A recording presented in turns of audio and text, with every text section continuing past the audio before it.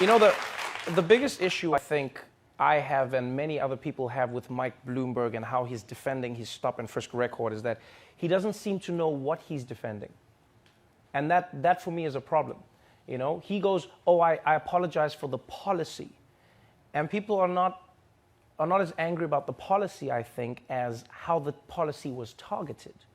Because for so many years, especially in America, black people have said, hey, the police are targeting us just because we're black.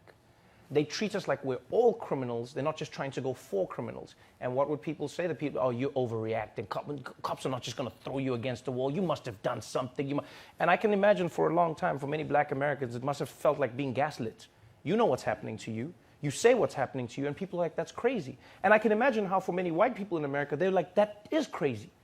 You just got thrown against the wall? Why? You must have been doing something. Because white people are like, I've never been thrown against the wall. That would never happen to me. What? You just got thrown against the wall? That's it? I see cops all the time. I say, hello, officer. They say, hello, sir. And then I keep walking. You just get thrown against the wall? That doesn't make any sense. And I can imagine, and then a lot of black people were like, you white people are being racist because you don't, and white people are like, that is insane. Cops will not just throw, and I can see how people have lived in these worlds for so long. And then now you have audio of Mike Bloomberg saying, and that audio for me, if you break it down into pieces, has so many issues with it. First of all, the fact that he says, if you look at criminals and victims of crime, etc., you can Xerox. You can just copy and paste it and put it out there. It shows me that you didn't even care about the differences between black people. You made it seem like black is crime when in fact black is most affected by crime. That is the thing that you did there, right? That's the first problem I have. Secondly, the fact that people don't seem to realize the ramifications of treating people like that. Imagine if you are a black kid living in Mike Bloomberg's New York City.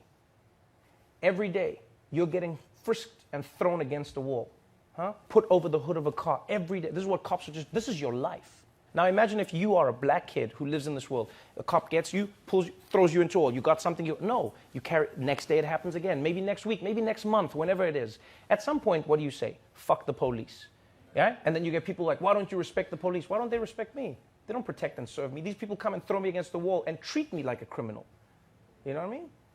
And then what does that kid do one day? They see the cops, they go, screw this, I'm not staying around for this, they run away. The cops pursue. Now they catch you, what are you? You're evading arrest. You're resisting arrest. Now you get arrested for resisting arrest. Then you go to jail, you can't afford bail. Now you're in prison. What does prison turn you into more likely than not? A criminal. Right? And even if you don't become a criminal because of that, you are still in the system now. We've seen how these kids get locked up, they can't afford to come out. Now they are living a life of crime without being a criminal.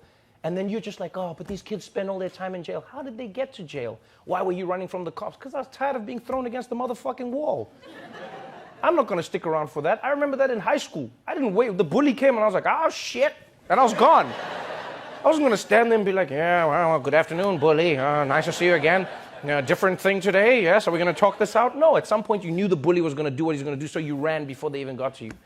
And then people are like, why are these kids running away? They don't respect the police. But do the police respect them? And that is something no one can deny. If you've ever been in a rich neighborhood specifically, not just a white neighborhood, but a rich neighborhood, you will see the relationship that police have with those communities. It's very different. Because they know if they throw the wrong person, search the wrong person, frisk the wrong person, that person knows someone powerful enough to make sure that their job is in danger.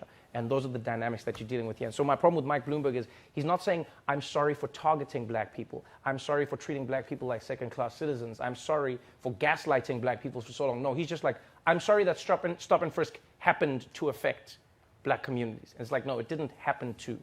You designed it to.